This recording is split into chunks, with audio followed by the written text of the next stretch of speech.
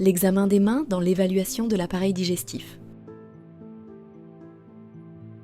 L'examen des mains dans le cadre de l'évaluation de l'appareil digestif est un élément important, car il peut révéler des signes indirects ou des manifestations systémiques associées à des pathologies digestives. Les anomalies observées sur les mains peuvent orienter le clinicien vers des maladies du foie, de l'intestin ou des troubles nutritionnels. À la face dorsale, le konishi, il s'agit d'une coloration blanche de la tablette inguéale avec une fine bande plus foncée au niveau distal, souvent liée à une malnutrition ou une maladie hépatique.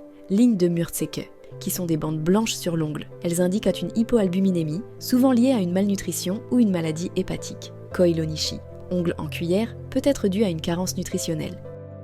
À la face palmaire, érythrose palmaire, érythème des pulpes, éminence ténare et hypoténare, fréquente dans les maladies chroniques du foie, cirrhose. La maladie de Dupuytren, épaississement visible et palpable et une rétraction du fascia palmaire provoquant un blocage, souvent bilatéral. Elle est associée à l'alcoolisme. Hippocratisme digital, une déformation des dernières phalanges qui s'épaississent et s'élargissent, adoptant ainsi l'aspect de baguette de tambour avec des ongles bombés et luisants dits en verre de montre. Il concerne les mains mais également les orteils et est le plus souvent symétrique. Peut s'associer à une hépatopathie chronique. Le test de Chamrot, effectué en appliquant le dos des ongles de chaque main l'un contre l'autre. Normalement, il reste un espace vide losangique, en forme de diamant, entre les deux surfaces inguéales. Si cet espace est comblé ou absent, on peut conclure à un hippocratisme digital.